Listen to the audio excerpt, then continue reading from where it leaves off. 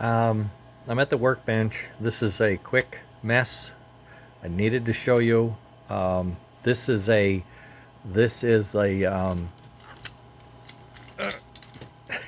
the magnets.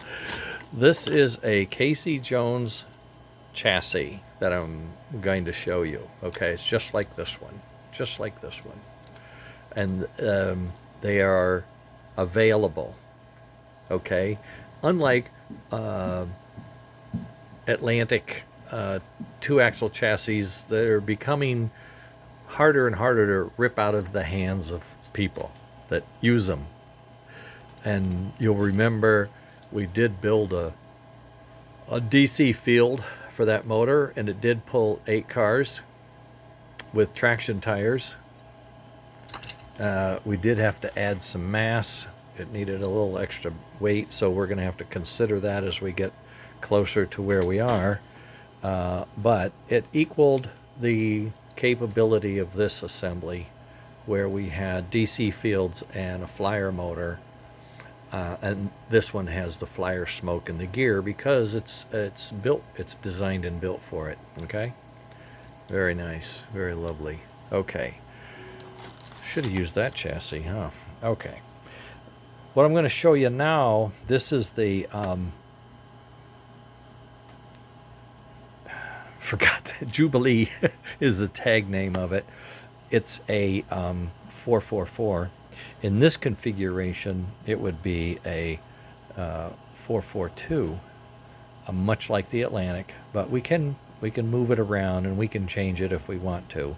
But this is a engine style that Flyer didn't make. They had the Atlantic, right? But you can see this is a little different animal, more square in the firebox, and we'll add the details so that it looks appropriate, and the linkages as well.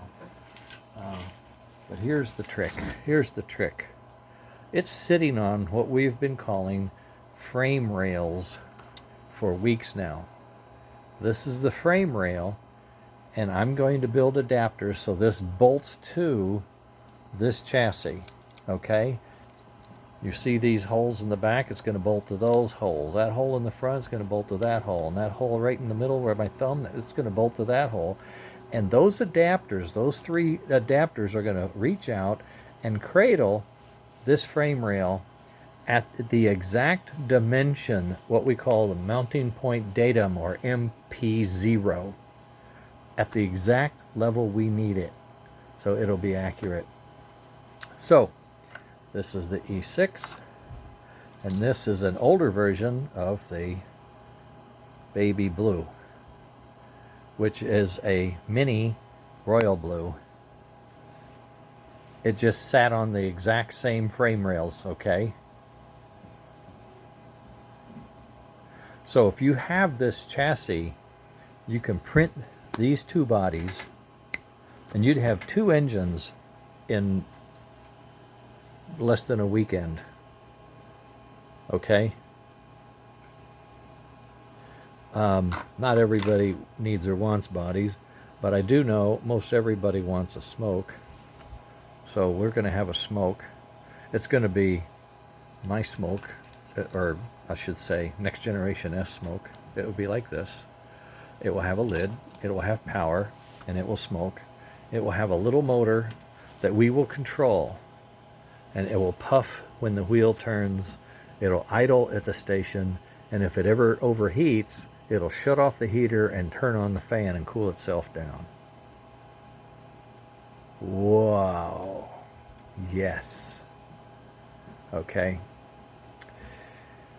Unclear if we can get the taller armature inside these cavities. I mean, we could always jump them up if that's a requirement. We don't know yet. I know this engine, this little motor pulled 8 cars. It does a great job, so we're going to start with that.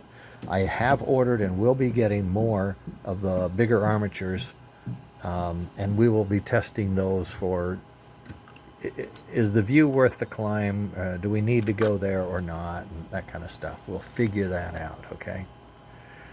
But I wanted to share this immediately, right away, so a lot of you folks can see you know, Casey Jones, who wants it, right? What is it? What's it do? What's it good for? It doesn't pull. Now it can pull. With our fields, it can pull.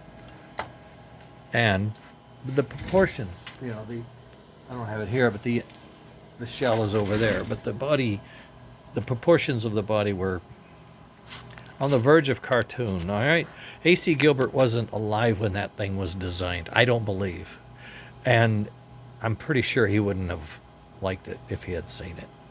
So we're going to try hard to stick to the scale and the realistic view of engines, and try to offer more new engines that you can afford, that do things, that have linkage and run well. So that's the objective. And for me, just this printed part and this chassis sitting here with what I see as where to mount it and how to mount it, I'm in. This is going to work. This is going to be cake. This will be cake. You can see the adapters that we made over here. They are 3D printed. They were engineered. And the beauty is, and there's the front nose adapter, how that works and how that holds the front truck, right? We know how to do that. We've got that. We've done it now. And I already built this a rear piece for this guy. See this? I built it this way.